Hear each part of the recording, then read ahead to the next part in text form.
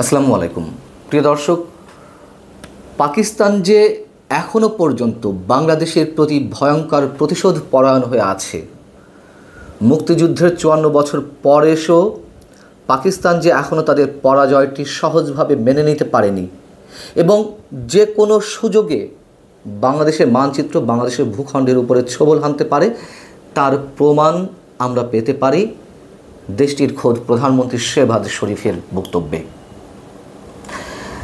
সাম্প্রতিক সময়ে ভারত পাকিস্তান যে উত্তেজনা, প্রাথমিক যুদ্ধ, ভারত যে সার্জিক্যাল স্ট্রাইক করলো পাকিস্তানের উপরে, পাকিস্তানে তার পাল্টা হামলা এবং এই প্রাথমিক যুদ্ধের যে বিভিন্ন ধরনের ক্ষয়ক্ষতি দেশে, তাতে বিভিন্ন গণমাধ্যমে এই বিষয়টি এরকম এসেছে যে ভারতের ক্ষয়ক্ষতি বেশি হয়েছে, সেদিক থেকে পাকিস্তানের বিজয় হয়েছে এবং এটি পাকিস্তান নিজেও দাবি করে। সেই বিজয়টিকে শেহবাজ শরীফ বলছেন এটি ৭১-এর প্রতিশোধ। এ ধরনের একটি নিউজ যখন আমার চোখে পড়ল একটি অনলাইনে, আমি সত্যিই প্রথমে বিশ্বাস করতে পারছিলাম না যে মুক্তিযুদ্ধের ৫৪ বছর পরে এসেও তারা ৭১-কে এইভাবে দেখছে। আমি ক্রস চেক করার চেষ্টা করলাম, খোদ পাকিস্তানের প্রধানতম গণমাধ্যম জিও নিউজের শিরোনাম এ সংক্রান্ত সংবাদের, সেটি হচ্ছে এরকম: We have avenged 1917 one war, PM Shehbaz warns Modi against future aggression. কি ধরে নিতে পারি আমরা এতে? এই যুদ্ধে পাকিস্তান হারলো না ভারত হারলো আমাদের কিছু যায় আসে না, আমাদের উদ্বেগ থাকতেই পারে পার্শ্ববর্তী রাষ্ট্র হিসেবে, কিন্তু কারোর হারাতে আমাদের উল্লাসের কিছু নেই, কারোর পরাজয়ে আমাদের বেদনারও কিছু নেই। এবং পাকিস্তানের সঙ্গে সাম্প্রতিক সময়ে যে উষ্ণতম সম্পর্ক গড়ে উঠেছে বাংলাদেশের সঙ্গে, সেই উষ্ণতম সম্পর্কে আমরা আস্থা রাখবো কীভাবে? বুধবার পাকিস্তানের শিয়ালকোটের পাসরুর সেনানিবাসে পাকিস্তান যে হামলা চালিয়েছে সেটির নাম দিয়েছিল অপারেশন বুনিয়ানুম মারসুস।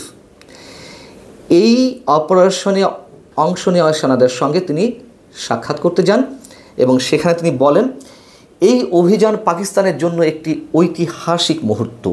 কয়েক ঘন্টার মধ্যেই পাকিস্তানের সাহসী সেনারা ভারতের অপ্ররোচিত আগ্রাসনের দাঁত ভাঙা জবাব দিয়েছে।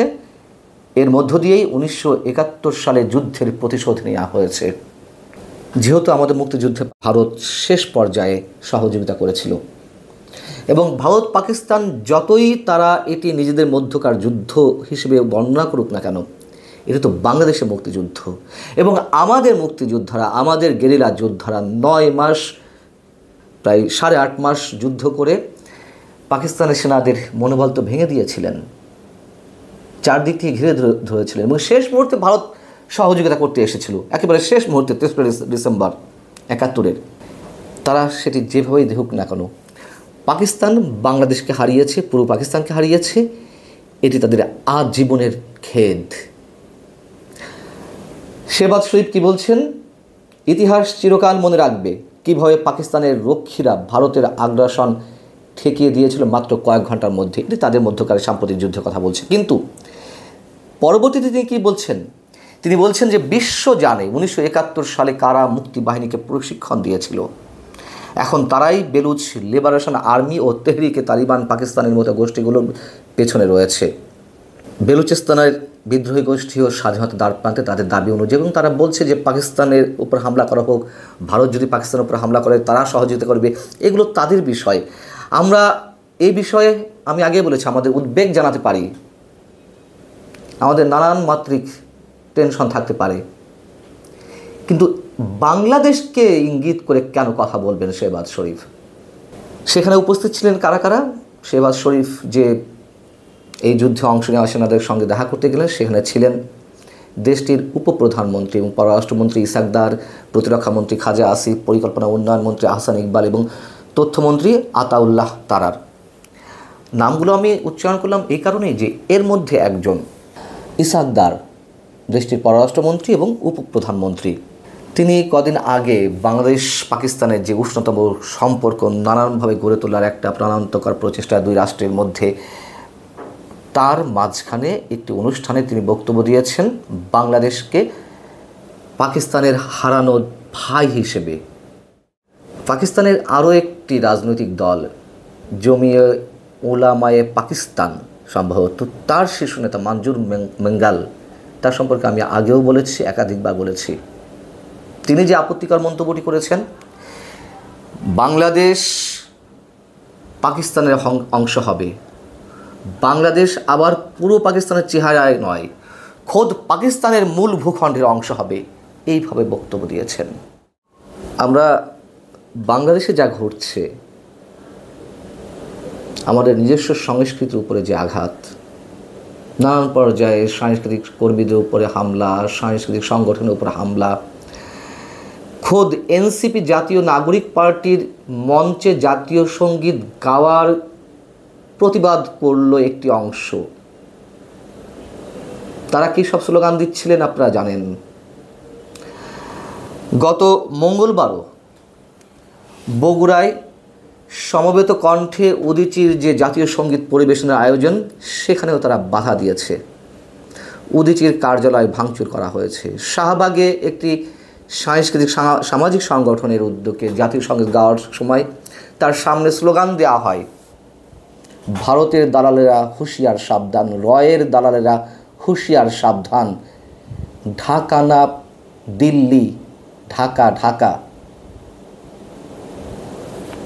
এই স্লোগানের সাথে কেন উচ্চারণ হয় না ঢাকা না দিল্লির সঙ্গে ঢাকা না পিন্ডি, ঢাকা ঢাকা, মার্কিন না ঢাকা, ঢাকা ঢাকা বললে সবকটাই বলতে হবে। আমরা সব ধরনের আগ্রাসন, সব ধরনের আধিপত্যবাদ, সব ধরনের সাম্রাজ্যবাদের বিরুদ্ধে। আমরা কেবল পাকিস্তান নয়, শুধু ভারত নয়, সব কিছুর বিরুদ্ধে, বাংলাদেশের পক্ষে। কেন সেটি সেভাবে উপস্থাপন করা হয় না? মুক্তিযুদ্ধের কথা বললেই আওয়ামী লীগের দালাল হয়ে যাবে, মুক্তিযুদ্ধের কথা বললেই ভারতের দালাল হয়ে যাবে, আমার জাতীয় সঙ্গীত গাইলেই ভারতের দালাল হতে হবে। এগুলো কোত্থেকে আসছে? এবং যে বিষয়টি নিয়ে এখনও কেউ পর্যন্ত কথা বলেনি, শুধু আমি একাধিকবার বলেছি, এই বাংলাদেশে কেন মোহাম্মদ আলী জিন্নাহকে জাতির জনক ঘোষণার দাবি তোলা হয়, কোন দুঃসাহসে তোলা হয়, এগুলো কি সবই একই সূত্রে গাথা? আমি দেখলাম যে শেহবাজ শরীফ যে মন্তব্য করেছেন, সেটির প্রতিবাদ এখনও পর্যন্ত কোনো রাজনৈতিক দল করেনি। সেটির প্রতিবাদ আমাদের সরকারের পক্ষ থেকে এখনও করা হয়নি। আমাদের সরকারের পক্ষ থেকে, ডক্টর মোহাম্মদ ইউনূস সরকারের পক্ষ থেকে কি এটা কোনো প্রতিবাদ জানানো হবে যে এর মধ্যে কেন বাংলাদেশ প্রসঙ্গ টানা হচ্ছে, কেন ৭১কে টানা হলো? এবং এও খেয়াল করলাম যে এই নিউজটি বাংলাদেশের তেমন কোনো গণমাধ্যমে প্রচার হয়নি বা প্রকাশ হয়নি। কারণ কি? ভালো থাকুন সবাই। আল্লাহ হাফিজ।